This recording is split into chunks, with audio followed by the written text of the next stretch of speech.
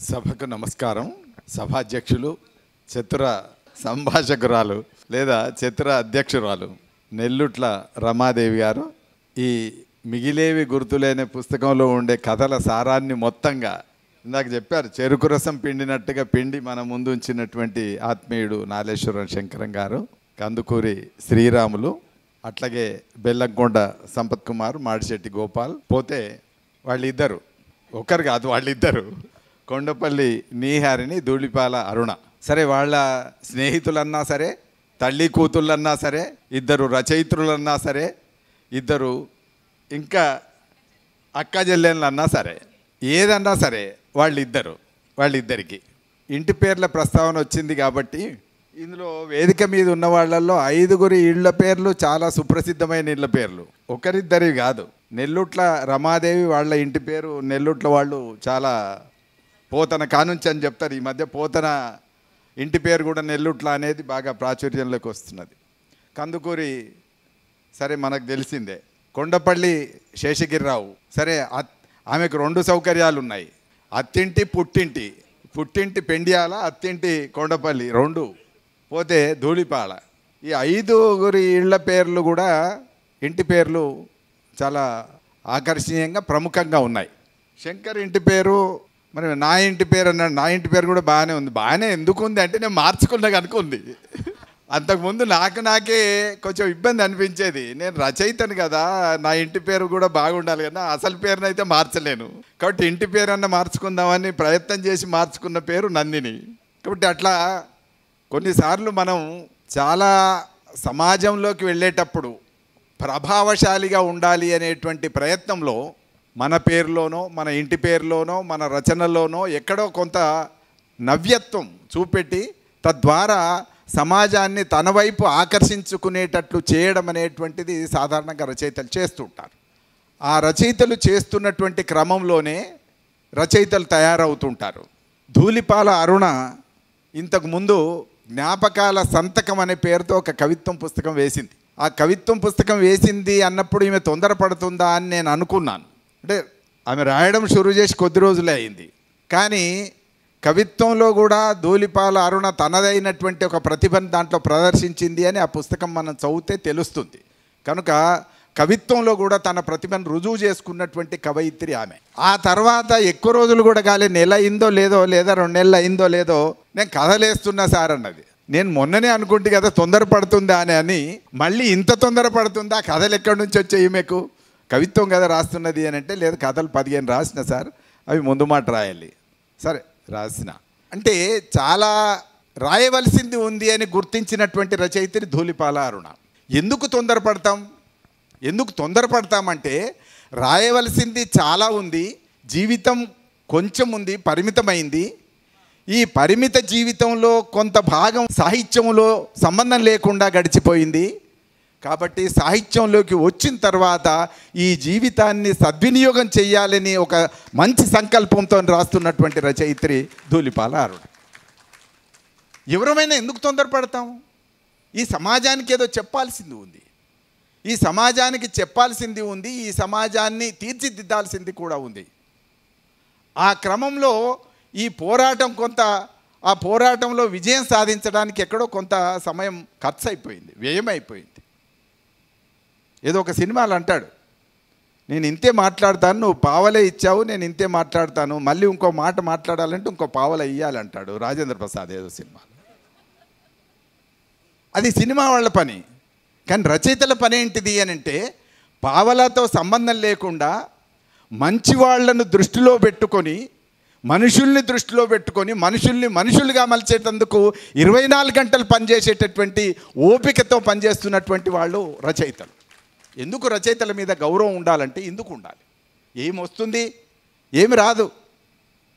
ఏమి రాకపోయినా పనిచేస్తారు. పాపం నీహారిని ఇవాళ రోజంతా నీహారిని డే నాడు అంటున్న మాట ఏంటంటే, ఆమె మధ్యరాత్రి లేచి రాసుకుంటుంది, తెల్లారదాకా రాసుకుంటుంది అనేటువంటి మాట ఎందుకు వస్తున్నది? ఎక్కడో జీవితంలో రాయవలసినంత రాయలేదు, చేయవలసినంత చెయ్యలేదు. ఈ ఉన్న జీవితాన్ని చాలా జాగ్రత్తగా వాడుకొని నాలో ఉండేటటువంటి ఘర్షణ తపన అంతా బయటకు చెప్పాలనేటువంటి ప్రయత్నం సరిగ్గా నీహారిలో ఉంది కనుక ఒక మయూఖ పెట్టింది. అదే కష్టమవుతుంది అని నేను అనుకుంటుంటే మయూఖతో పాటు తరుణ్ని పెట్టింది. అంటే ఒక పత్రిక చాలదని ఇంకో పత్రిక పెట్టుకుంది. అంటే ఇవన్నీ ఎందుకు వస్తాయి అని అంటే, ఒక పనితో మనం ఈ సమాజానికి ఇవ్వగలిసిన దానికంటే ఎక్కువ ఇవ్వాలని అనుకునేటటువంటి ఒక పెద్ద శ్రమను, భారాన్ని మీదేసుకోవడం వల్ల జరుగుతుంది. అట్లా నీహారిని కూడా విపరీతంగా శ్రమ పడుతుంది. అట్లాగే ధూళిపాల అరుణ కూడా అటు కవిత్వం, ఇటు కథలు, ఇటు ఇంటర్వ్యూలు, ఇంకా వ్యాసాలు ఇవన్నీ కూడా రాస్తున్నది ధూళిపాల అరుణ. ఎందుకు అనంటే ఆమె జీవితంలో నిలదొక్కుకోవడానికి, నాకు కొంచెమే తెలుసు, ఎక్కువ తెలియదు, కానీ జీవితంలో నిలదొక్కుకోవడానికి ప్రయత్నం చేసినటువంటి అత్యంత ధైర్యమైనటువంటి సాహసికురాలైనటువంటి వ్యక్తిగా కూడా మనం గౌరవించాలి. కాబట్టి ఆమె ఒక సాహసంగా జీవితాన్ని గెలిచింది కనుక ఈ గెలిచిన విషయాన్ని సమాజానికి చెప్పి ఇబ్బంది పడుతున్నటువంటి అనేక మంది మనుషుల్ని కూడా గెలిచేటట్లు తయారు చేయాలనేటువంటి ఒక ప్రయత్నం ఆమెలో ఉన్నది.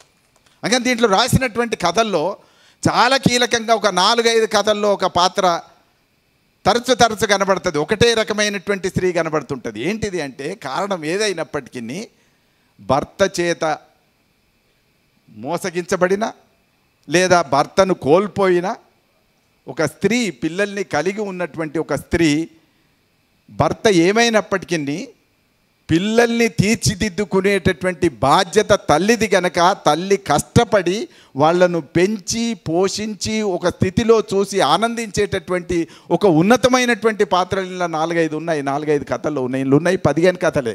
ఆ 15 కథల్లో 4-5 పాత్రలు అవే. ఎందుకు అట్లా అనంటే, బహుశా ఆమె తన పిల్లల్ని తీర్చిదిద్దుకోవడంలో అట్లాంటి ఒక సాహసమైనటువంటి పని ఆమె చేసి జీవితాన్ని గెలిచింది కనుక తను జీవితం గురించి మాట్లాడేటప్పుడు చాలామంది, మనం అందరికీ ఎవరి జీవితం వాళ్ళకు ఉన్నది. మనందరం రచయితలం ఎందుకైనాము, కవులం ఎందుకైనాము అనంటే సున్నితమైనటువంటి భావాలు ఉండడం వల్ల కూడా అయినాం. కానీ అదే సమయంలో దానికంటే ఎక్కువ జీవితంలో ఒక సంక్లిష్టమైనటువంటి దశల అనుభవించి ఉండడం వల్ల కూడా మనం రచయితలమైన. జీవితం సంపన్నంగా లేకపోతే ఎవరు రాయలేరు. నాకు చాలాసార్లు అనుకునేది, నాకు ఇంగ్లీష్ రాదు కనుక నేను రచయితగా ఇంకా రాయవలసింది రాయలేదేమో, తెలుసుకోవాల్సింది తెలుసుకోలేదని అనుకునేవాడు. నాకు పరిమళ కులకర్ణి అని ఒక ఇంగ్లీష్ ప్రొఫెసర్ కనబడితే ఆమెతో అన్న, నీ గొప్ప అదృష్టవంతురాలవమ్మా, నీవు ఇంగ్లీష్ వస్తుంది కనుక నువ్వు ప్రపంచ సాహిత్యం మొత్తం చదువుకొని అద్భుతమైనటువంటి సాహిత్యం రాయొచ్చు అని చెప్పి నేను ఆమెతోని అంటే, లేదు సార్, మీరు అనుకుంటున్నారు అట్లా, ఇంగ్లీష్ చదువుకుంటే మంచి సాహిత్యం రాయడం కష్టం, అత్యంత క్లిష్టమైనటువంటి జీవితం ఉంటేనే గొప్ప సాహిత్యం రాయగలుగుతాం అని చెప్పింది నాకు ఆమె. నేను కన్నడ మనిషిని, నేను ఇంగ్లీష్ చదువుకున్నాను, ఇంగ్లీష్ బోధిస్తున్నాను, హైదరాబాద్లో పెరుగుతున్నాను, నేను ఎట రాయను?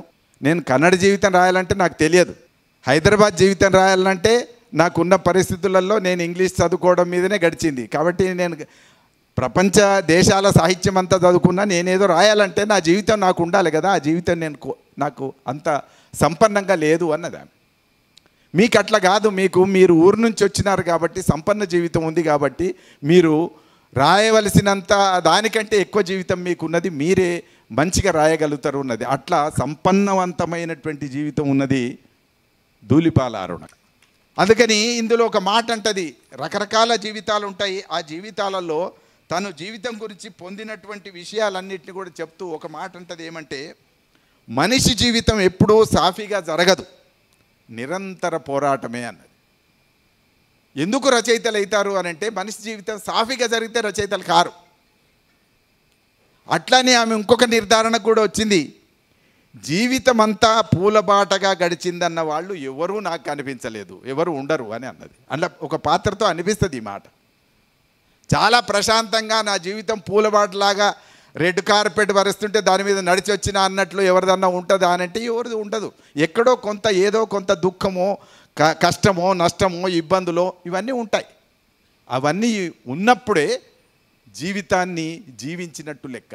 జీవితం అంటేనే అన్ని రసాలు ఉన్నటువంటిదే జీవితం.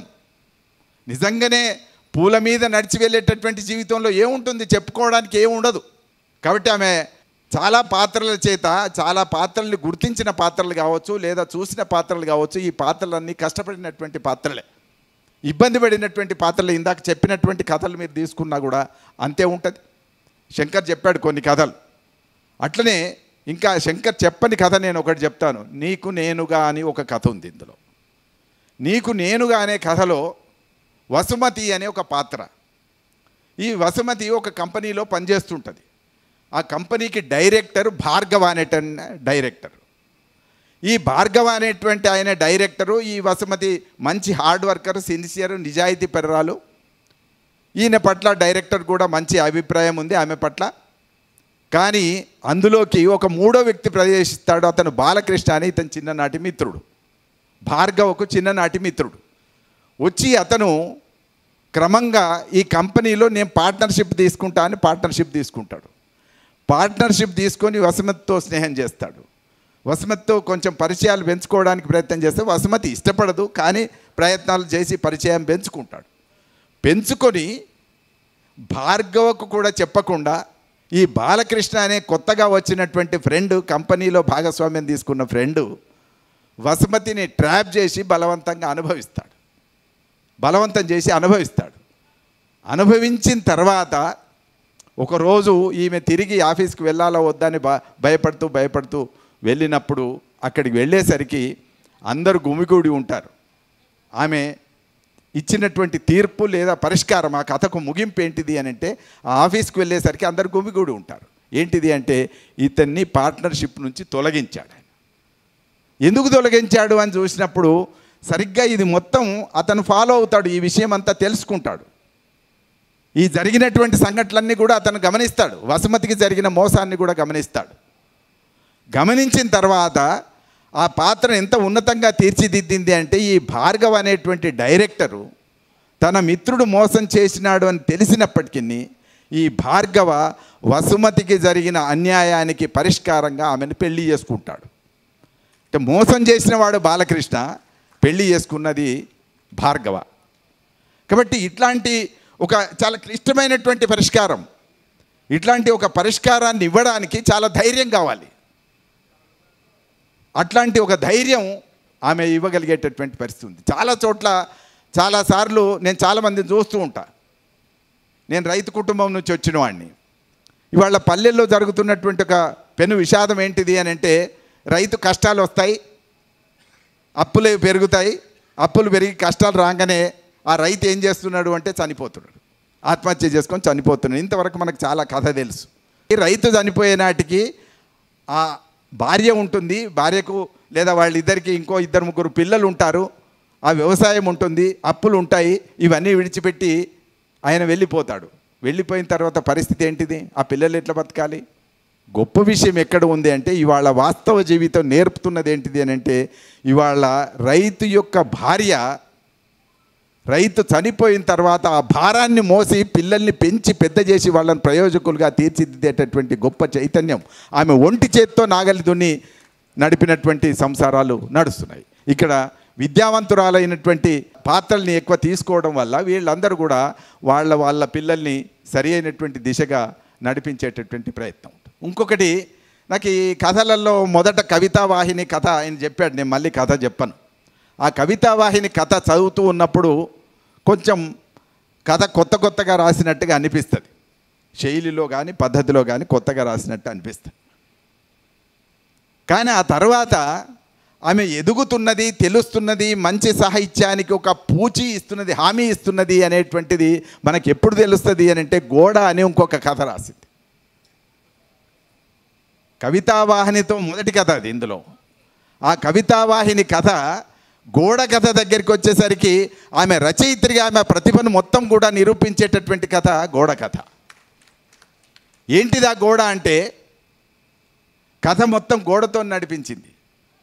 అందులో గోడ కథ చెప్తుంది. మనకు తెలిసినంత వరకు గోడ కథలు వింటుంది, గోడకు చెవులు మొలుస్తుంటాయి, గోడ పక్కకు చెవులు పెట్టి వింటుంటారు. అవతల రూమ్లో ఏం జరుగుతుందని యువతల రూమ్లో వింటుంటారు. కానీ ఇక్కడ గోడనే కథ చెప్తుంది. ఏంటిది కథ అని అంటే, ఒక విదేశాల్లో స్థిరపడిన 2 కొడుకులు, ఇక్కడ తల్లిదండ్రులు మాత్రమే ఉన్నటువంటి పరిస్థితులలో వాళ్ళు సంపాదించుకుంటారు. ఒక ఇల్లు ఉంటుంది.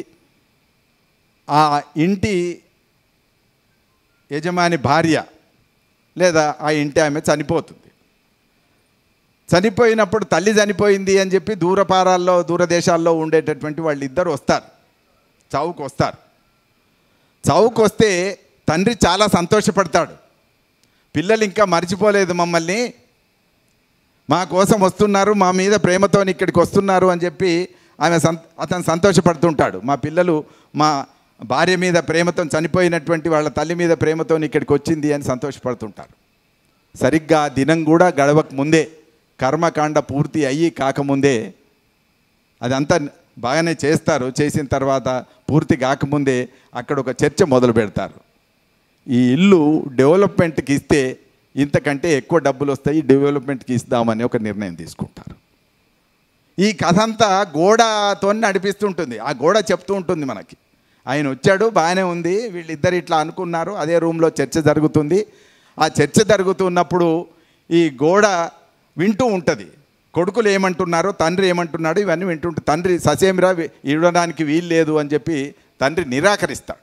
ఇంటిలో ఏముంది అంటది. ఆ కొడుకులు ఏమంటారు, దూర ప్రాంతంలో ఉన్న వారికి ఇంటితో చిన్నప్పుడు పెరిగారు కానీ ఇంటితో బంధం లేదు కనుక ఇంటితో ఏమున్నది, ఇంటిలో ఏమున్నది, ఎందుకు నువ్వు ఇంత అడ్డం పడుతున్నావని తండ్రితోనే అడుగుతారు. తండ్రితోనే అడిగితే ఆయన చక్కగా చెప్తాడు, ఇంటిలో ఏముందా, నువ్వు అడుగుతున్నది అదేనా, ఇంటిలో ఏముందా, నా జీవితం ఉంది, నా పూర్వ జ్ఞాపకాలు ఉన్నాయి, డబ్బుతో తిరిగే మీకు మా మనసు ఎలా అర్థమవుతుంది అని చెప్పి వాళ్ళ తండ్రి గట్టిగా నిలదించి, నేను డెవలప్మెంట్కి ఇయ్యను అంటాడు. చాలాసార్లు మనకు అనిపిస్తుంటుంది, ఇంటితో ఏముంది, ఈ మంచిగా చక్కగా ఇస్తా అంటే ఇచ్చి డబ్బులు తీసుకోగానే, డబ్బులతో మాత్రం ఏం చేస్తావు, డబ్బులు తీసుకుంటావు సరే, 1 కోటి కాకపోతే 2 కోట్లు వస్తుంది, ఆ తర్వాత ఏం చేసుకుంటావు, ఏం చేసుకోలేవు. ఆ విషయాన్ని తండ్రి అడుగుతాడు.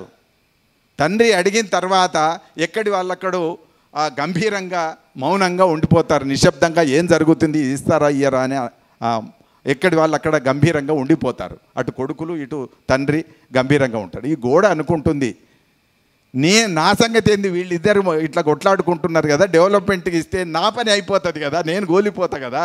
గోడకు ఒక ఆత్మ ఇబ్బంది అవుతుంది, బాధ కలుగుతుంది, ఆత్మ బాధ కలుగుతుంది. మరి నా పరిస్థితి ఏంటిది, డెవలప్మెంట్కి ఇస్తే నన్ను కూలగొడతారు అని తను బాధపడుతూ ఏం జరగబోతుంది అని రాత్రంతా ఎదురు చూస్తున్నటువంటి దశలో ఈ తండ్రి అక్కడ ఎక్కడ చాలా సున్నితంగా ధ్వనిపూర్వకంగా చెప్పింది రచయిత్రి ధూళిపాల అరుణ. తన మొత్తం ఆ తెలివితేటల్ని రచయిత్రిగా తనకు ఉండేటటువంటి శైలిని శిల్పాన్ని కలిపి ఆ చివరిలో ధ్వనింపజేస్తుంది. ఏమనంటే, ఆయన రాత్రి అక్కడ కూర్చున్నాడు, ఆ ఇంటి యజమాని లేదా తండ్రి అక్కడ గోడ కొరికి కూర్చున్నాడు. ఎప్పుడు గోడ కొరికి కూర్చుంటాడు, అట్లాగే కూర్చున్నాడు అని చెప్తూ ఈ గోడ చివరికి ఏమనుకుంటుంది అంటే, కొద్దిసేపటి తర్వాత ఆయన శరీరం చల్లగా తగిలింది అని అంటది. ఆయన శరీరం చల్లగా తగిలింది అని అంటే దాని అర్థం ఏంటిది అంటే, ఆయన చనిపోయినాడు, వీళ్ళు డెవలప్మెంట్కి ఇస్తారు, ఇంకా గోడ కూలిపోతుంది. ఆ చల్లగా తగిలింది అనడంలోనే ఈ గోడ యొక్క హృదయం కూడా చల్లగా మారిపోయి గడ్డగట్టినటువంటి పరిస్థితి, కూలిపోయేటటువంటి స్థితికి వస్తుంది. అంత హృదయ విదారకంగా కథ నడిపిస్తుంది. అట్లా చాలా ప్రతిభావంతంగా, చాలా శిల్ప సమన్వితంగా కథను ఎట్లా నడపాలో తెలిసినటువంటి పద్ధతితో రాస్తుంది. చాలా మెచ్యూర్ లేదా పరిణతి చెందినటువంటి రచయిత రాయాల్సినటువంటి శిల్పాన్ని ఆమె పాటించింది అని నేను అనుకుంటున్నాను. గోడ కథ నాకు చాలా బాగా నచ్చింది. ముఖ చిత్రం కూడా అదే ఉంది. ఇక్కడ ఈ గోడకు ఒరిగి కూర్చున్నది. అందుకని దీనికి మిగిలేవి గుర్తులే. ఆ మిగిలే గుర్తుల గురించి వచ్చినప్పుడు కూడా చాలా సరదాగా, ఈ ఒక్క మాటతో నేను ముగిస్తాను. చాలా సరదాగా మనకి ఆత్రేయది ఒక పాట ఉంటుంది, ఉన్నోళ్ళు పోయినోళ్ళ తీపి గుర్తులే, ఉన్నోళ్ళు పోయినోళ్ళ తీపి గుర్తులే అని ఒక మాట ఉంటుంది. ఆ మాటను రచయిత్రి ఎంత చమత్కారంగా వాడుకున్నదంటే, ఉన్నోళ్ళు పోయినోళ్ళ తీపి గుర్తులు ఆయనకేం బాగానే రాస్తాడు. కవిని అంటుంది, ఆత్రేయని అంటుంది, ఆయనకేం బాగానే రాస్తాడు, ఆయన రాసినందుకు గుండెలను హత్తుకుంటారు, కానీ ఉన్నోళ్ళు పోయినోళ్ళ తీపి గుర్తులు కాదు, ఆ గుర్తులతో బతుకుతున్న జీవత్యవాలు అని రాస్తారు. చెప్పడానికి వినడానికి బాగానే ఉంటుంది, ఆయన రాయడానికి పేపర్ మీద గెలికాడు, రాశాడు, అది సినిమాలో పెట్టారు, ఆయన గాయకుడు వాడాడు. మీకేం రాసినందుకు ఆయన్ని మీరందరూ హత్తుకుంటారు, ఆలింగనం చేసుకుంటారు, మెచ్చుకుంటారు. కానీ సమస్య ఎక్కడ ఉంది అని అంటే, ఉన్నోళ్ళు పోయినోళ్ళ తీపి గుర్తులు కాదు కానీ బతుకుతున్న జీవోత్సవాల్లాగా భారంగా అతి కష్టంగా జీవితాన్ని నడుపుతున్నటువంటి వాళ్ళు అని చెప్పి ఆమె ఆవేదనంతా చెప్పింది. కాబట్టి ఇట్లా జీవితంలో ఉండేటటువంటి కష్ట నష్టాలు ఇవన్నిటిని కూడా చాలా జాగ్రత్తగా గమనించింది కనుక, చాలా తెలివిగా, చాలా ప్రజ్ఞావంతంగా, చాలా వివేకంగా దీంట్లో రాసింది అని చెప్పి నేను అనుకుంటున్నాను. చాలా కథల గురించి మనం ఇట్లా చెప్పొచ్చు, వీటన్నిటి గురించి నేను చెప్పను. ఎందుకంటే జీవితం వైవిధ్యభరితమైంది, అనేక పాత్రలు దీంట్లో ఉంటాయి, అనేక సంఘటనలు దీంతో ఉంటాయి. నేను ఎక్కడో చదువుతూ ఒక మాట చదివాను నేను, బహుశా మనుషుల్లో ఇన్ని విభేదాలు ఉన్నందుకే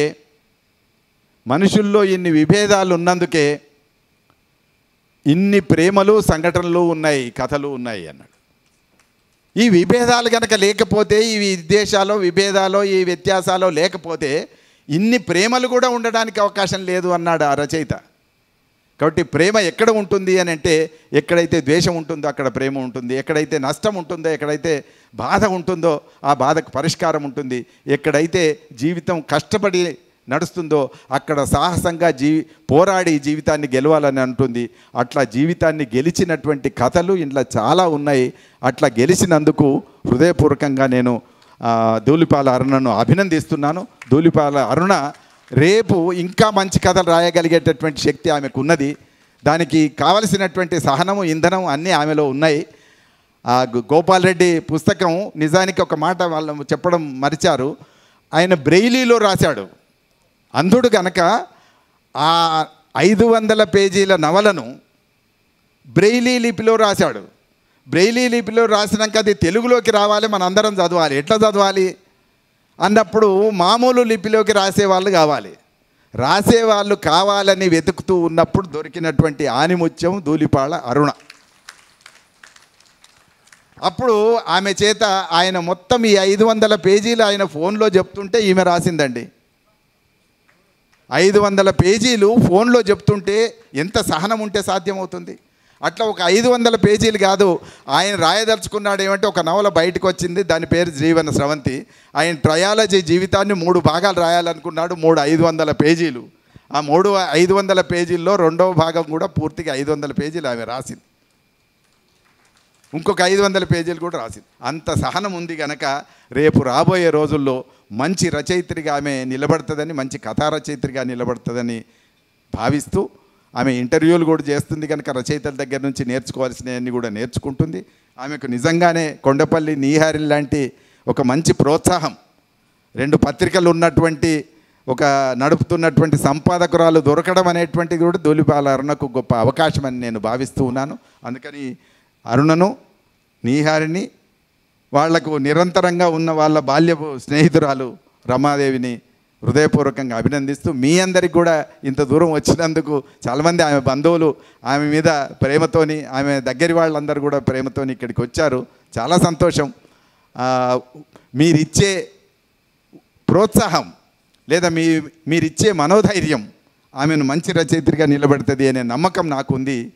తప్పకుండా ధూళిపాల అరుణ రాబోయే రోజుల్లో మంచి రచయిత్రిగా చూద్దాం. నమస్తే.